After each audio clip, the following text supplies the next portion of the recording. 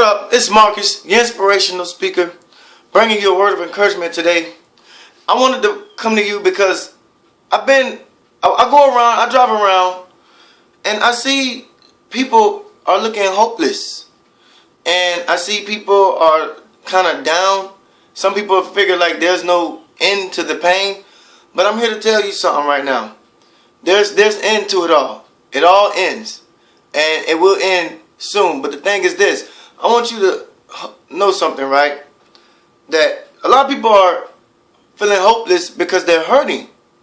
And the thing is, you don't have to hurt. You don't have to hurt. Why?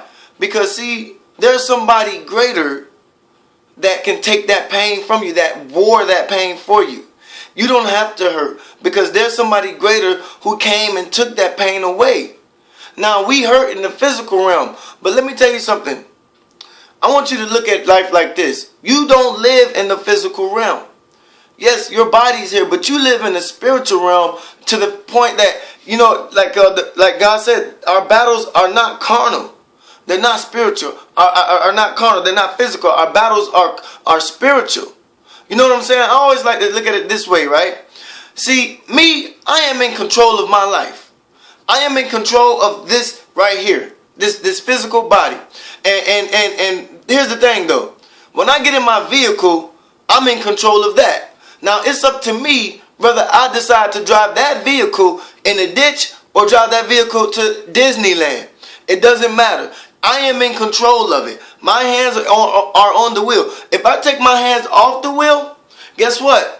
I'm liable to drive myself into a wall. I'm liable to drive myself into a pole or anything else because I am not in control of the vehicle anymore. But when I'm in control of the vehicle, I can direct which way that vehicle goes. I can put it in a ditch or I can take it to Disneyland. One of the two, right? You hear what I'm saying? I am in physical control of that vehicle. You understand something? But listen, we are not in control of this vehicle. I am not in control of this vehicle right here. I'm not in control of this vehicle. I'm talking about my spirit. You see what I'm saying? Listen, God is in control of that vehicle. And the moment, you see, we don't like to give up. That's the problem. I want you to relinquish control. Relinquish the control over to God. You see what happens when we drive? We take ourselves into, we become a wreck, a human wreck when we drive. And that's why people are hurting. Because we become a human wreck when we drive our own selves. But we are not in control of this vehicle, the spirit. God is in control of that. And the moment we relinquish that control to Him and let Him drive the vehicle, let me tell you something. God said He causes things for our good and not our harm. He will not drive you into a ditch. I can promise you that. God does not look to drive us down a pit or something like that. He's not looking to do that to you. And He doesn't want to do that to you. He wants to love you. He loves you.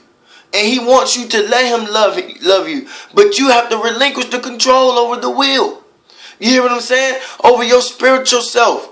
You have to really, because listen, from the dirt you came, the dirt you shall return. We are going back. The problem with us is that we're looking and comparing ourselves with other people. We're looking and comparing ourselves with our brothers and sisters, our neighbors, and what they got. And then here's the problem. The reason why we're hopeless is because we're loving things, right? Here we are. We want the house. We love to have a house.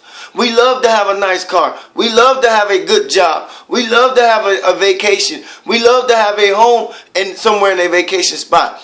We love to have all those things. And because we are blindly placing our love on those things, listen here, the reason why you're hopeless, the reason why you're hurting more so, the reason why you're hurting is because when you get to those things that you say you would love to have, when you get there, you will see that the misery still lives.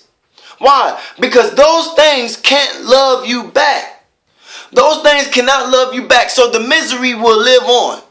Because you will get there and say, I would love to have a house. And you get there and your marriage is still broken. You get there and your connection with your father is still broken. You get there and the connection with the father is still broken. You get there and the connection with your mother and the relationships with your children are still broken. You get there and you don't have any friends and you're lonely. You get the house and you're hurting still because you're putting your love on hoping that the house that you get will change the feelings that you're missing. And the house can't love you back though.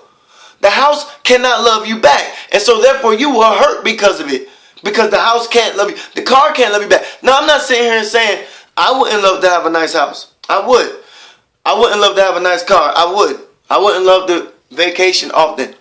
Well, I really don't care for that. But I would love to have all those things. But I'm not placing my love in those things, because I know that those things I can't take with me. They can't last long, right? Here with me. And that's why I understand. See, here's what I like to say, right? Let him use you. If you let him use you, he will choose you.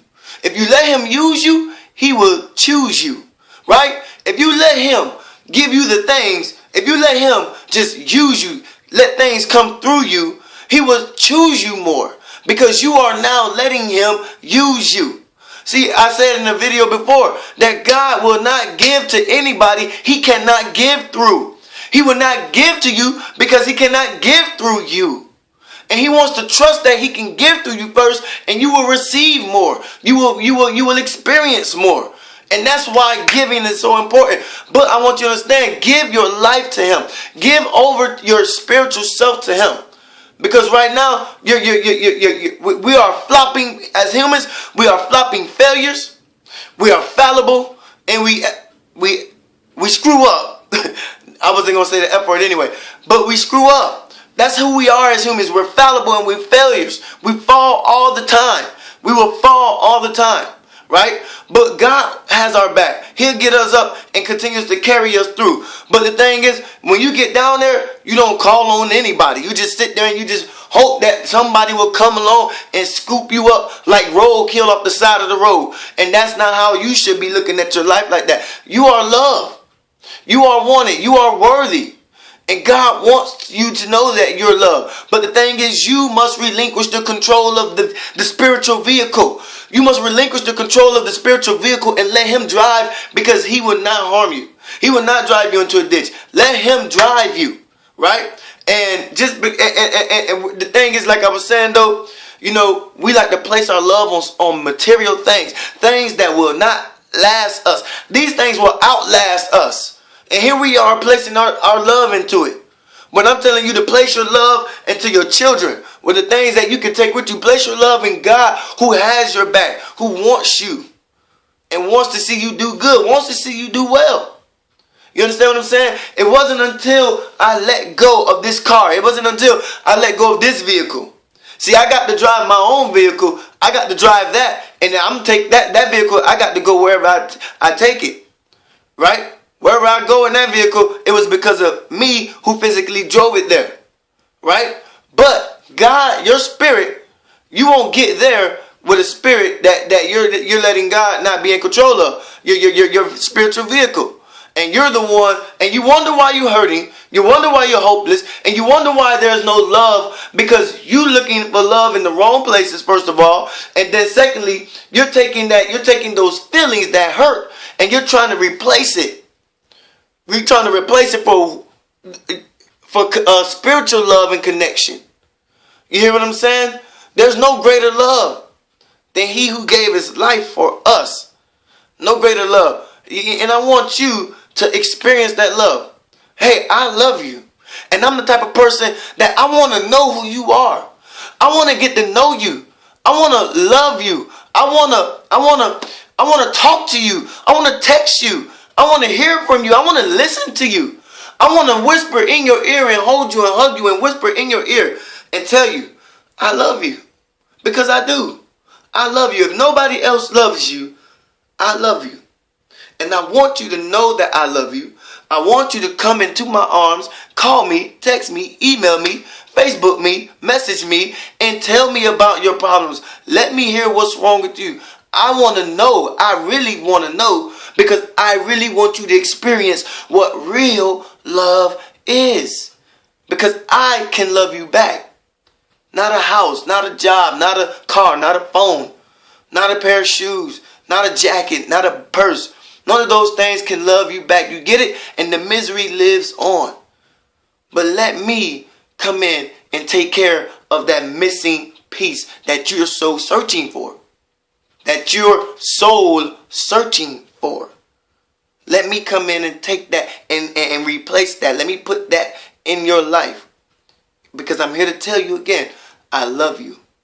I care for you, and I want you to understand I'm here for you. Call me, text me, email me, Facebook me, message me, whatever you want. Marques Inspires YouTube, Marques Inspires Twitter. Then come here, Facebook, email me, MarquesInspires@gmail. You want to know? You got any problems? Type in a letter to me. I'll write you back. All right? Marques Inspires Gmail. All right? Hey, I'm here for you. I love you. All right? Dig deeper to go higher, to live your higher calling and purpose in this life. God bless. Be a blessing. And have a blissful, successful life. Peace out. I love you.